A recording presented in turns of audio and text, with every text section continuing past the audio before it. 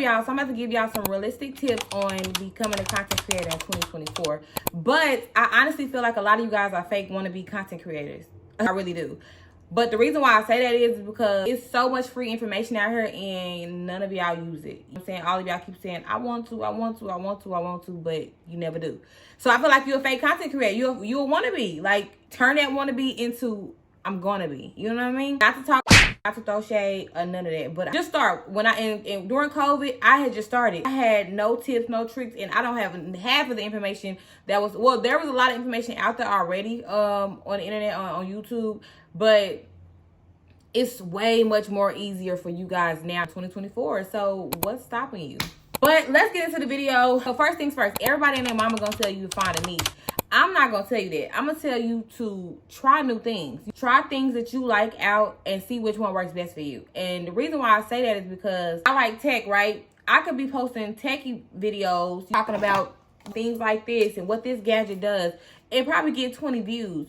But if I try doing a story time while showing how to use the product with words on the screen, I'm killing two birds with one stone. I'm telling the story, I'm keeping you guys engaged, and I'm also doing what I love, because it's not all about y'all. And I know everybody like, oh, you gotta find what your viewers like, but it's not all about them too. You gotta do what you like to do too. So if I like to talk about gadgets and this is what excites me, I'm gonna do this, but I'm gonna also do a voiceover and do a story time to keep you engaged, to keep you here. So if you're just getting started, I would definitely suggest to try new things. On to number 2. If you are not actively engaging with other YouTubers, and at least small YouTubers, or in the comments of big YouTubers comments, talking to other girls and stuff like that, then you need to be, because that's where you'll build community, because y'all are here because y'all like the same type of content, y'all like the same girl or guy, y'all like this influencer or creator or whatever the case is. You need to be in the comments replying back and engaging so you can build your community, because guess what they're gonna do? They're gonna click on your page. They're gonna see that you have a YouTube channel. They're gonna go to your content and look at what you do. You know what I'm saying? And you just could get a follow from that. Or if you're always in there and they always see you commenting on this said creators, they're gonna be like, oh, that's that one girl. Let me go to subscribe to her. And I do that. I be in the comments of other creators and I go, oh, I remember this girl. She always comment. You know what I'm saying? And that makes me want to go to her page, and then I be following. I subscribe to all type of people. I don't even be knowing half the people I subscribe. It is what it is. It's not taking no money from me, and it's not messing up my metrics or anything like that. So I don't mind subscribing. I don't take a subscriber back unless they say some weird shit. So get out there in the YouTube industry, in the YouTube field, and network and show face and let people know who you are. It's about posting videos, yes, and also sharing it to your other communities and your other social medias, 100%. But you need to be in these YouTube streets. And that gets me to the next point. Once you hit 50 subscribers, you need to be going live. Go live once a day. I would say start with 30 minutes. If you are not used to going live, like on TikTok and on Instagram, if you're not used to like that, then I would say try to go live maybe 10 minutes and then get off and then do another 10 minutes later and then do 10 minutes in the evening. You know what I'm saying? Try something. But like me, I go live every day for at least an hour. I go live now. I'm starting to go live 2 times a day for at least an hour. And I be having fun because my community, they fuck with me. I got so many friends from going live, and they actively come back to my live and be actively commenting, be going back to my other videos, watching it, all of that. I love my I love my community that I'm building. And that's why I like YouTube Live, is because it's really helping me build my community and people that just fuck with my personality, versus them seeing I have to do a thumbnail for them to see my content, and then they're like, oh, I like her, I don't like her. They may click on my thumbnail, they may not. Live is like that too, but they get to fall in love with your personality. So I would say 100% go live. And to touch on that, the reason why I'm telling you to go live as well is because I don't know how the metrics work, but my watch time, I was on live, and I'm going to put a screenshot here, a few of them actually, so you guys can see. I was on live, or I'll go live, and I'll be live for an hour and 15 minutes or something. And then I'll have 7 hours of watch time added to my watch time. Do y'all not know how much that means to YouTube algorithm and means to your channel? It means so much, because you have to get to 4,000, and I'm only at 1,200 of watch time. So it matters. Going live every day, it really helps grow your YouTube faster than anything. I feel like now that I'm doing it, I'm like, damn, Zoe, you did this shit backwards the whole time. You should have been going live. But I had a fear of going live back then, so it is what it is. But baby, the fear is no longer here, baby. I be in my bonnet I be in my do-rag. I don't be caring how I look. I be going live, and my people, they be like fucking with me. They don't really have no problem, because they know that when I do get cute, I do get cute. So it is what it is. But that's neither here nor there. Start going live. So next thing is, I feel like you need to have top tier thumbnails. Is I don't click on nothing that's just too much. It's all this writing and all this colorful stuff, and I don't like it. It has to be a crisp thumbnail, and I'm gonna click on it and I'm gonna watch a few minutes of your stuff, and I do that to anything that I see. And my thumbnails now, I'm on this very clean aesthetic type, where it's just 4 pictures, nothing written on it. It's just 4 pictures, 4 crisp, clear pictures. I feel like the mystery of it, once you click on this thumbnail, once you click on this video, then you'll know exactly what I did. So yes, thumbnails matter. Make sure your thumbnail is hitting on something. Next thing, honestly, all the introduction stuff, it doesn't matter. They don't care. Keep your introduction really cute and simple, and get into the video. Get to why I'm here. I really do not like all that. What's up with it, booty?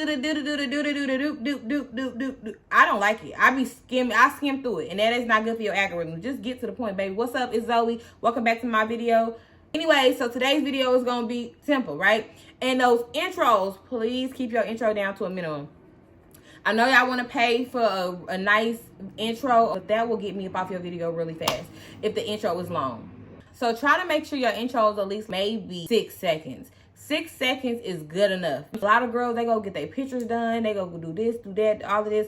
I can see for Vlogmas, yes, a nice long intro, popping, good. Chef's kiss, I love it. But it would have to be like for those type of things. So Vlogmas, you get that done. But on your everyday videos, girl, I do not want to sit through a damn 13-second intro. Mr. Beast always say the first 3 seconds or the first 30 seconds, one or the other, is the most important of your video. And it is. Because if I was on here, y'all, first I have my intro. It's a 10-second intro. Then I get on here. What's up with it, Zoe? And I'm talking about this. Follow. Make sure y'all hit that like and subscribe. There go 15 seconds right there. Well, not even 15. That's probably like 20 seconds. And by that time, people are like, girl, you could have been got to the video. I know that's how I look at it. That's how the YouTube algorithm look at it. That's how other YouTubers look at it. Baby, let's get to the point. If you watch some of the top creators, a lot of people are not doing them long intros anymore. They got their name real pretty, may pop up a few pictures, and it's on to the video. What's up, y'all? A lot of people don't even introduce themselves anymore. You know what I mean? We really shouldn't even have to, because our name is everywhere, but that's neither here nor there. We'll talk about that on another day. So another thing that I would suggest is to create short form content to bring in your audience, and then to retain your audience, you will have to do long form content. You can do a short form video of what's coming up in your next video on your YouTube shorts. I'm saying get them a little insight, and then so YouTube has it where you can now tag the video. You can make the long form video first, right? And then it'll let you create a remix, which will be on your short form content for like 2 minutes or something like that. So you can do it that way. Or you can actually make a montage, or whatever they call it, a montage, and then link the long form video to it. I'm saying to send them to that video, and people will like it, because now I get to see really what happened all throughout the day. I don't like, it's not a small clip, because I might watch this small clip and it might be cool, but I actually want to see what really happened. I want to see that stuff. That's what gets me. So short form is cool, but to retain your audience, you need long form. Definitely on YouTube. So the last few tips I will give you is find you some content creator friends, because content creator friends you're gonna see them, you're gonna be watching them, they're gonna be doing their thing, and you guys are gonna help motivate each other. It's really good to have content creator friends. You gotta have friends that's doing the same thing as you, or used to do the same thing as you, or has that same interest in that you have right now. So it makes the process easier if you have questions, so when you're feeling frustrated, if you're getting imposter syndrome, things like that. You'll have that friend that'll be able to be like, girl, oh, I felt like that, but you still just got to put it out. They will push you.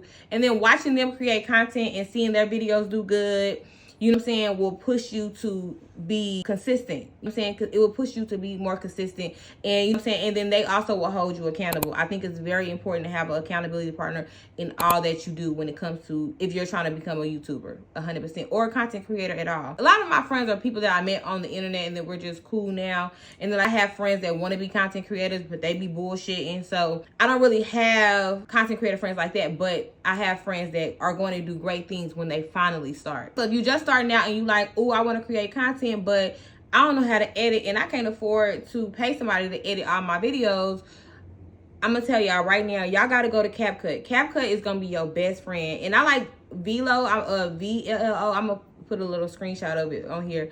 But CapCut or Velo is gonna be your best friend. I like CapCut the most because it has this on there. It's called transcript based editing, right? So say for instance, while you're recording and you're pausing a lot, or say for instance you're recording and you get up for 2 minutes and walk away, but you're still recording, the transcript based editing will delete. It will show you where those seconds, where those quiet moments is. It'll show you when you're using filler words, or if you're saying too much, or if you're saying so before you start a sentence. You're saying it indicates what you should delete out and what you should keep. And if you have Pro, it'll literally do it for you. It'll tell you to remove all the filler words, and it'll just make your video just edit by itself. I use it sometimes, but not all the time. I only use it sometimes when I know that the things that I was going to say were closely, I don't know, I can't really explain it, but I use it sometimes. But I use transcript-based editing, so it will go in and take all of my pauses out. 100% I use it. I'll show you guys that in another video. If you guys want to see that, let me know down below. But also, if you want captions, right? So if you want captions while you talk, it also has for you to have captions already, right? You can go in and edit what it's saying if it thought you said something else. It's just so much that you can do, and it's so easy for you to use. Transitions, it's just a very easy app. It's very user friendly, and I would 100%.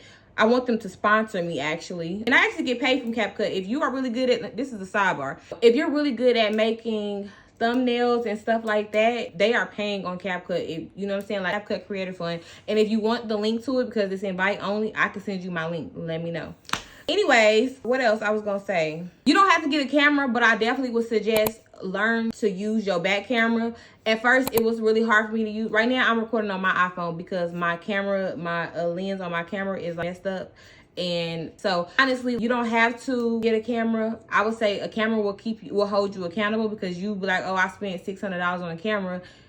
I need to record. It's gonna make you get up and record. You know what I'm saying? So I feel like it will make me buying a camera help me accountable. But every time I buy a camera, I break it. I'm not really good with it. So I don't know. Maybe I just need to just use my phone. I don't know. Anyways, that's some tips that I have. I have so many other tips and ideas to give y'all, but right now, these are just my main tips. Make sure your lighting is right.